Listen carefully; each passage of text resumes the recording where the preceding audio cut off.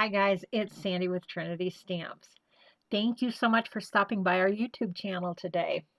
I've been having so much fun with this month's new release, the A2 box card die, along with the Gashapon machine add-on die, and they even have a arcade machine die that works with the A2 box card die set also.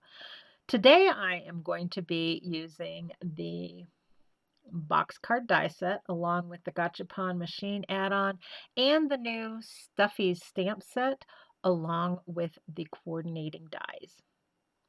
To start this card, I used the Starfield letterpress along with some silver glimmer foil on my cardstock. I have foiled both sides of the cardstock. I was thinking that I would use the stars for the background on the inside of the box, but as you will see later, I changed my mind, which is something I do quite a bit when I'm creating a card. All right, you're going to need to use two of these pieces. On the first piece that I cut out, I used the die with both windows attached with temporary tape. On the second piece, I removed the center window and left in the side window. I goofed the first time I cut these out and left both windows in, but that makes your machine completely see-through. And while that might work for another card, it wasn't going to work for this card. Anyway, I am using temporary tape to hold those pieces together as I run them through the machine.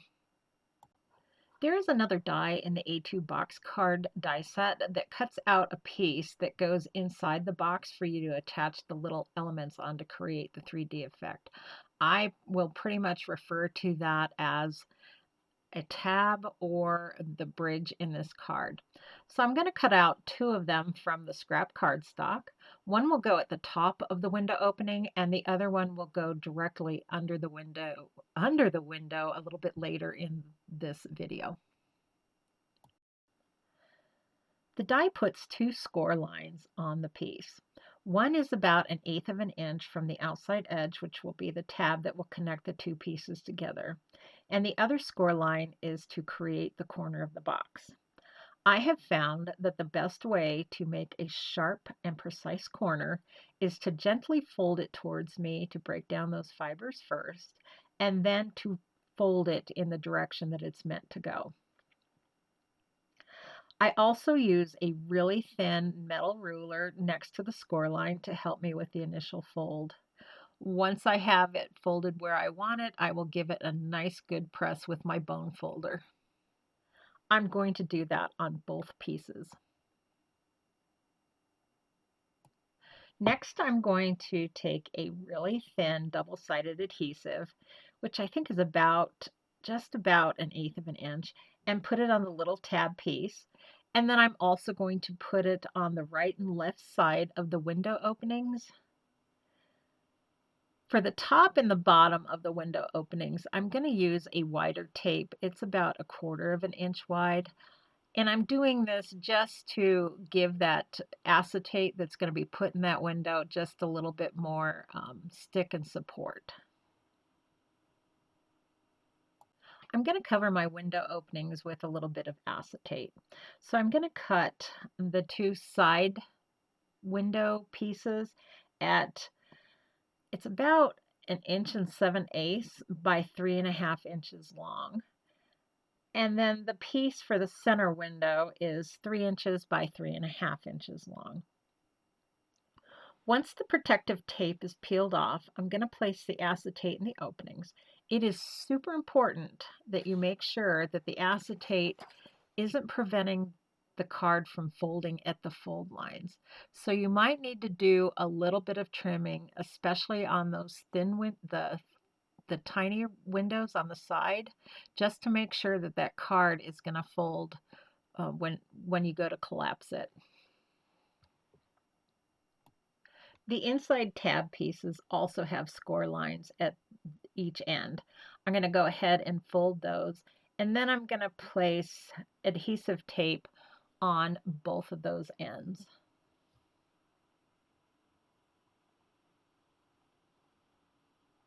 Now I'm going to adhere the tab to the window side of the box piece.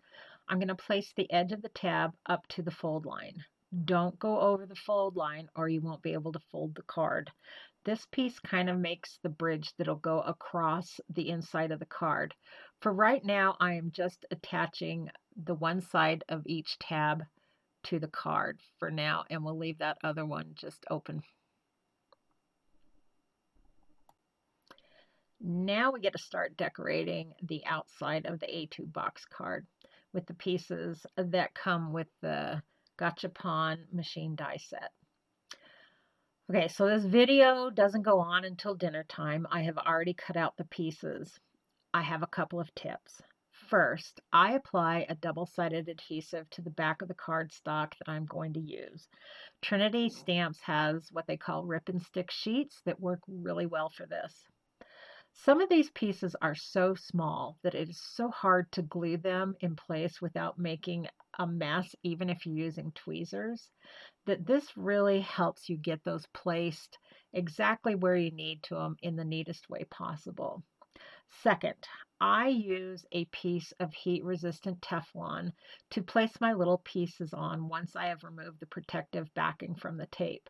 This works really well to keep track of all of those pieces, especially when you're using the same die to cut out several different colors of cardstock.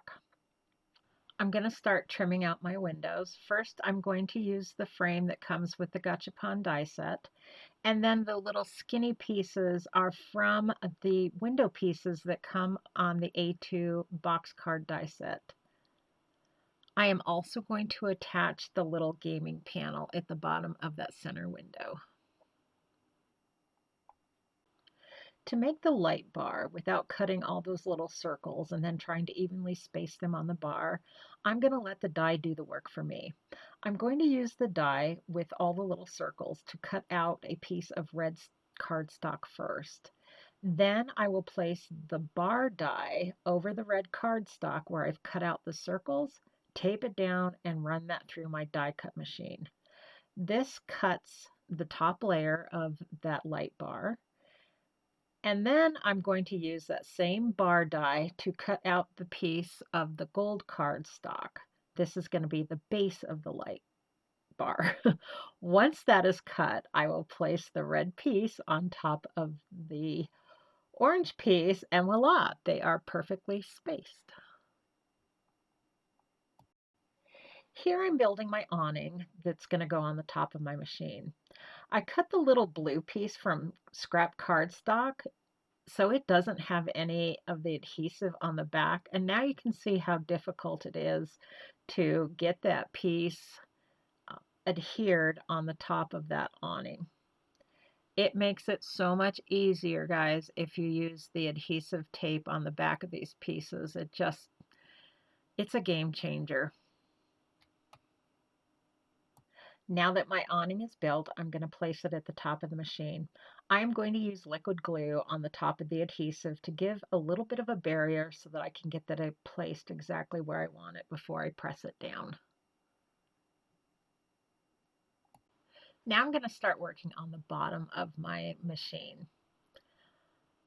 I have used the 8-bit birthday stamp set to stamp the word push on the little prize door and the 25-cent wording on the coin slot piece. The little 25-cent stamp just cracks me up. It's such a little thing, but it adds so much to the design of the card. As my friend Carrie always says, the love is in the details.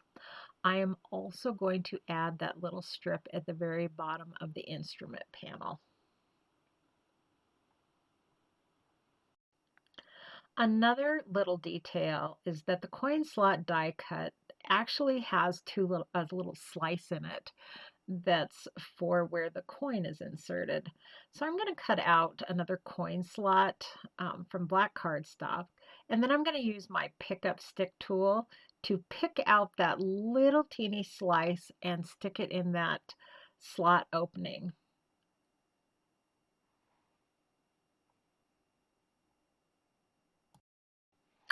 To create the little play button, I'm using the little die to cut out a piece of black cardstock, also a piece of red cardstock. The black piece is going to be the base of the die, so that's the biggest piece. And then the two little red pieces create the actual button. Again, I'm using my pickup stick tool to help me get those pieces picked up off of my Teflon sheet and placed on my actual card front.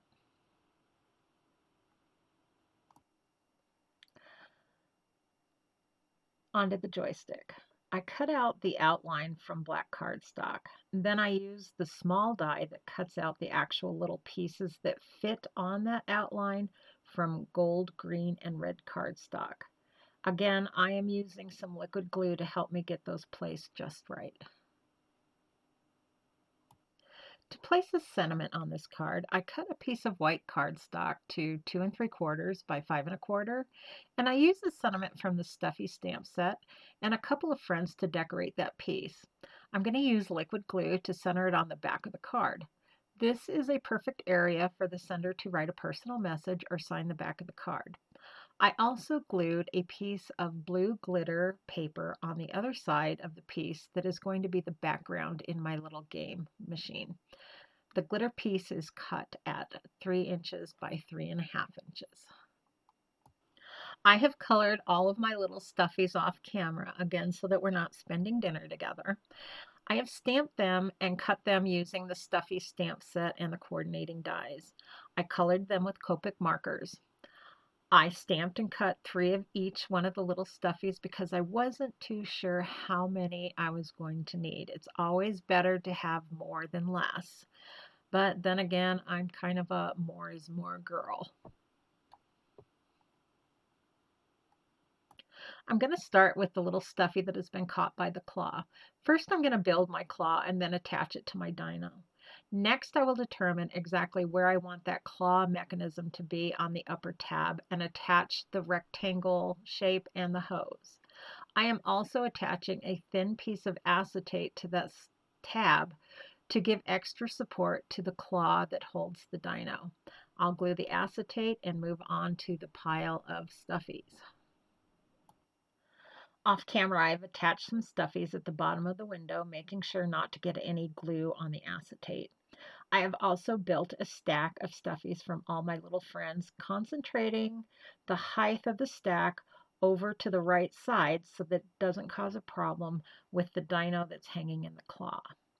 I will also attach that pile of stuffies to the bottom tab, making sure that I don't impede the closing of the card. Since I had some stuffies left over, I also glued those at the bottom of the box and around on the sides. Now to close up the box. I'm going to remove the tape on the one piece that has just the one window. I'm going to run a thin bead of glue on that piece of tape. Then I'm going to line up the top and bottom and butt the piece right up to the fold and give it a good press.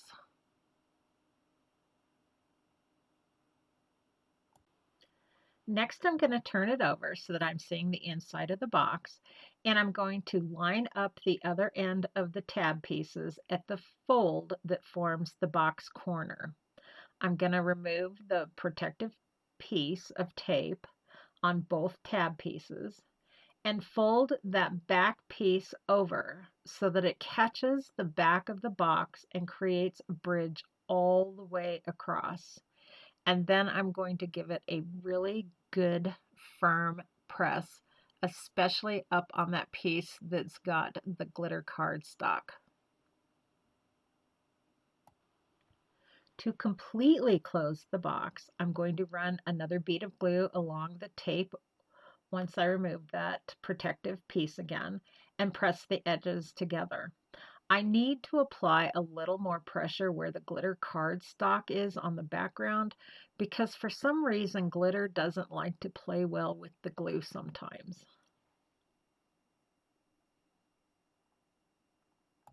As you can see, now I have a box. There are 2 bridges on the inside and the box collapses, which means you're going to be able to put it in an envelope to mail. How cool is this card? Thanks again for spending a little bit of time with me today. I hope that you have found this video helpful in constructing your own A2 card box. We have a bunch of really talented designers over at Trinity Stamps. I hope you'll kind of look around the channel and find some other videos and be inspired by some of their work also. Be sure to give us a thumbs up, and I hope you have an amazing day. Until next time, bye-bye.